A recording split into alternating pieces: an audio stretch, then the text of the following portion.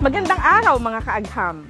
Nagagandahang karagatan, kilalang mga historical landmarks at kaaya-ayang bulubundukin ng Sierra Madre. Kilala rin ang lugar na ito sa surfing. Sa katunayan, binansagan din itong birthplace of Philippine surfing. Yan ang kadalasan nating iniisip kapag naririnig natin ang Baler Aurora. Ngayong araw, ipakikilala namin sa inyo ang isang mukha ng bayang ito. Dahil isang diversified organic farm naman ang ating itatampok. Isang family-owned business, halina tunghayan natin kung paano nakatulong ang DOST setup sa kanilang kabuhayan. Nagsimula ang ating kwento sa isang recreational facility na pagmamay-ari ng isang pamilya sa Baler. Bilang provincial agriculturist, nagkaroon ng interes ang padre di pamilya na si Adriano Necesito sa paggawa ng mga wine mula sa sari-saring fruits and berries na sagana sa probinsya ng Aurora. Kanya namang napusuan ang Bignay, na kilala sa pagkakaroon ng iba't ibang health benefits, gaya ng mataas na antioxidants na nakakatulong laban sa heart diseases. Gaya ng pagbunga ng isang puno ng Bignay, patuloy na umuusbong ang kanilang negosyo. Mula sa isang simpleng lote na dating imbakan lamang ng kanilang mga agricultural products, ngayon ay isa na itong dinarayong diversified organic farm resort. Bignay Wine anyone? Halina at samahan ninyo kaming bisitahin ang Asbahain Leisure Farm and Resort, pagbati mula sa natatanging probinsya ng Aurora, kung saan isa na namang inspiring na kwento ang ating maririnig at pagsasaluhan. Ako po si Mark Lord Soril mula sa DOST Aurora, ang inyong co-host para sa episode na ito. Sa ngalan po ng aming Regional Director, Dr. Julio Cesar B. Sicat, ako po ang inyong lingkod, Reed Sicat, at tara na't ating tuklasin ang galing ng siyensya sa probinsya ng Aurora. Dito lang yan sa Probinsiyensya Season 2.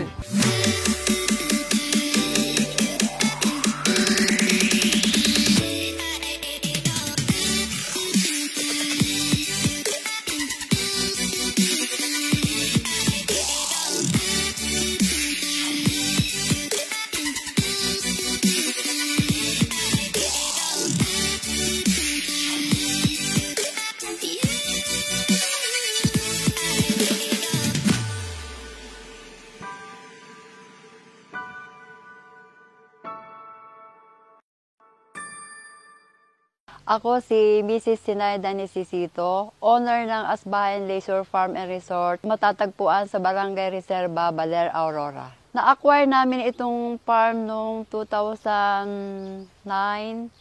So, nagtanim na kami ng mga puno-puno. May natanim kaming Bignay. So, nung namunga siya, ay nakita namin yung potential na pwede palang gawing wine. So, nag-try kami naggawa. Then, dumating naman si Mr. Pasis na DOST, nagbigay sa amin ng assistant na binigyan kami ng fermentation kit. Yun. Simula na nung paggagawa namin, nag-try kami ng nag-try. Then, nung marami na kaming nagawa, maraming nakatikim, nasarapan sila. So, nag-start na kaming magbenta. Yun. Then, nung marami na kaming benta, parang nahihirapan kami sa yung mano-manong pagtatakip. So, pinuntahan kami ni Ma'am Arian. Binigyan kami ng semi-automatic cupping machine. Gusto nga nila yung Bignay wine, di marami kaming sale. Ngayon, meron nga pumupunta sa amin na chemist, doktor, at saka mga investor para bilhin na namin by bulk na or by barrel na yung aming produkto para daw hindi na kami mamroblema sa babattle and for the marketing.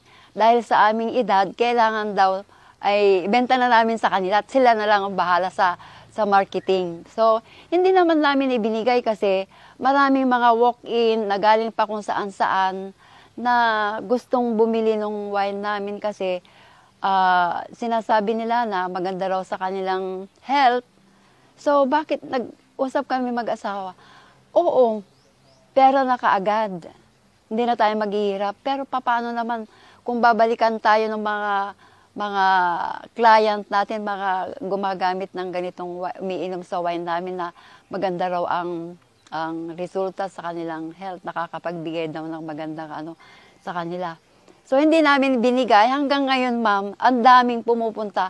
Nauubusan nga kami ng product eh. Nauubusan kami ng stock. Kasi yung mga nakatikim sa ibang lugar, out of town, bumabalik sila para bumili. Then, ibinebenta din pala nila.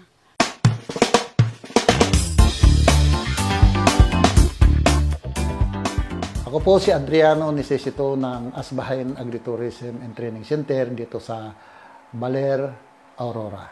So nag-start lang kami through experimentation dahil yung pag-ikot-ikot ko, nakakita ako kasi ng Bignay wine somewhere sa Mindanao.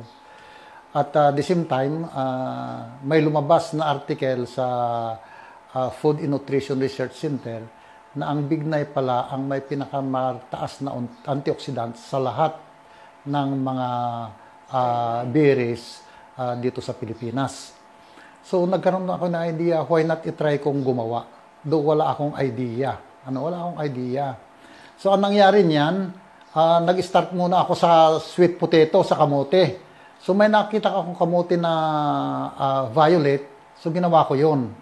So ang gawaan ko ay earthen jar. Yung earthen jar ba? Okay. So, after so many days, yung fermentation cycle niya, tinikman namin. Masarap. Dinala ko sa Kapitolyo at pinatikim ko sa mga staff doon. So, nagustuhan nila. So, why not gawin ko rin sa Bignay dahil nakita ko nga yung kanyang content. Ang una, problema namin, packaging. Ano ba packaging? Ang ginagawa namin at nakikita ko kasi, yung mga nire-recycle, yung mga wine bottles. Okay, so nakakuha kami ng mga wine bottles doon sa scrap. Ang problema naman namin, yung takip. Yung takip ngayon ay nakakabili naman ng plastic cup. Pero nakikita namin mukhang hindi maganda. So nagawa namin yun na ilang taon. Ang malungkot doon, madaling mabasag yung bote. So nag-come up kami ng isang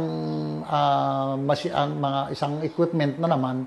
Why not i-try natin yung cork? Kaya kami nagkaroon ng equipment na ganyan para testingin din namin yung cork na nakikita natin sa mga imported wines. Ang maganda yung programa ng setup. Alam ko na maraming natulungan ito. From magninyog, makagkakangkanin, mag-bakery, at ultimately sa amin na gumagawa ng Bignay Red Wine. Yung dating oras na ginagamit ko sa paggawa sa mga manual na ito, na mga equipment namin, nakakagawa lang ako ng almost 75 bottles isang araw. Lapnos pa yung kamay ko. Nung dumating ngayon itong setup, itong semi-automatic cupping and sealing machine, sa 3 segundo lang nagagawa ko. Quality pa, napakaganda pa. Nakakagawa ako ng 250 bottles isang araw. Napakalaki yung tulong sa amin ito. Actually, hindi na-expose yung wine dahil napakabilis yung trabaho. Ang matagal lang yung pagre-refill eh. So kung may set up pa na yung refilling lang, ay baka pwedeng makakuha ulit ang asbahain para rin mapabilis yung production.